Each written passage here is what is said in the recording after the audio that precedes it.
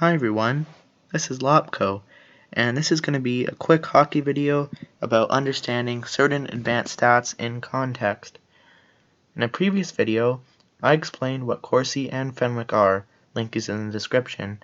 However, if you take a high or low Corsi at face value, you might be misled as to the quality of that player.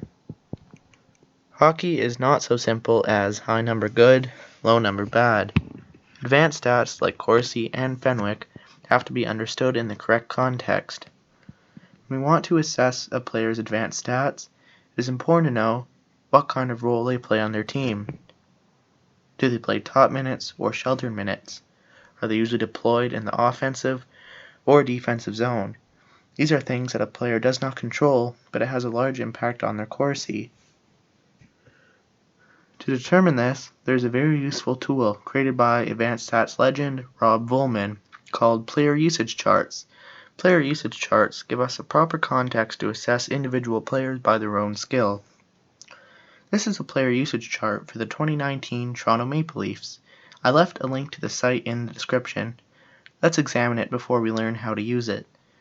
The x-axis shows offensive deployment, which can just be shortened to OZ starts percentage, short for offensive zone starts percentage.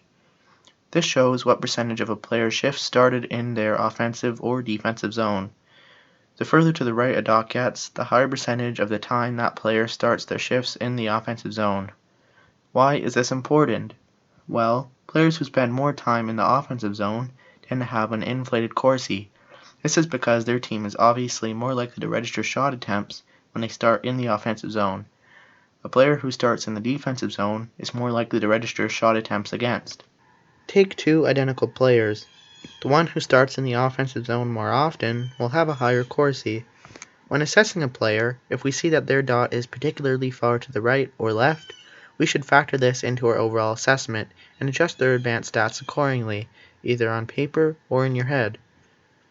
On the y-axis is quality of competition, which measures how good a player's opponents were when they were on the ice. The higher a player's dot is, the better their Corsi for percentage was against the team average. If a player is put on the ice against the best players on the opposing team, they will have a harder time posting a positive Corsi compared to someone who plays more sheltered minutes. Let's look at an example. On this chart were the defensemen on the 2019 Buffalo Sabres. We're going to be comparing Rasmus Dahlin, who is over here, and Rasmus Ristolainen, who is over here.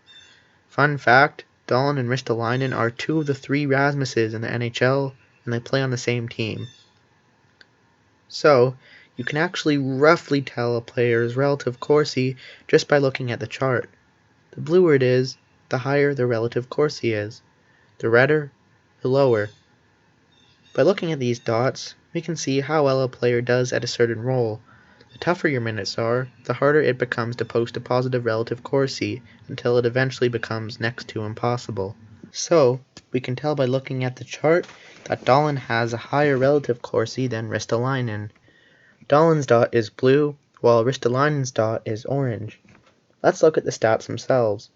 Without the player usage chart, we might get the impression that Dahlin is a better possession player than Ristolainen. His Corsi for percentage is 3% higher than when he's off the ice, while Ristolainen's is almost 3% lower. With the player usage chart, we get a better understanding of the two players and their roles. Dahlin starts almost 58% of his shifts in the offensive zone, while Ristolainen starts only around 42% of his shifts in the offensive zone. So, we'd expect Ristolainen's Corsi to be deflated, and Dahlin's Corsi to be inflated. But this alone may not explain the whole difference. Take a look at the quality of their competition. Ristolainen plays the toughest minutes on the team. The relative Corsi of his opponents was above average. Dahlin, meanwhile, played sheltered minutes. The relative Corsi of his opponents was below average. So, there's a reason why Ristolainen, a top-pairing defenseman, and Dahlin, while having high potential, a sheltered defenseman, have different Corsis.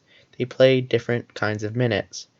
Ristolainen's Corsi is deflated because he plays against better players and usually starts his shifts in the defensive zone.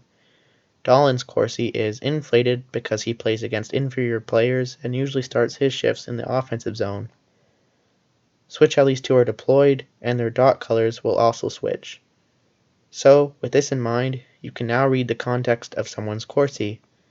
If you're wondering if a particularly high or low Corsi, or any at all really, may be affected by how a player is used, just check them out on this chart, and you can usually get a better understanding.